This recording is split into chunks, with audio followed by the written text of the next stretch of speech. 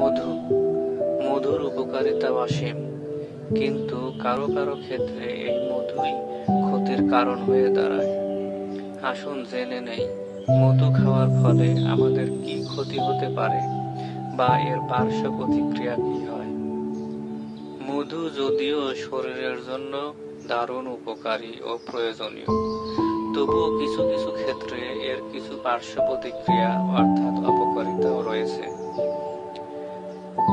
যেসব মানুষের শরীর সেলেরি বা মৌমাছির দ্বারা পরাগিত করা খাদ্যের প্রতি অ্যালার্জির ধাঁচ রয়েছে, তাদের ক্ষেত্রে মধু খেলেও অ্যালার্জি হতে পারে, তাই তাদের মধু খাওয়া উচিত না। এই অবস্থায় মধু খেলে গলায় ব্যথা, ঠোঁট ফুলে যাওয়া, শ্বাসকষ্ট, গলার স্বর পাল্টে যাওয়া ইত্যাদি হতে পারে।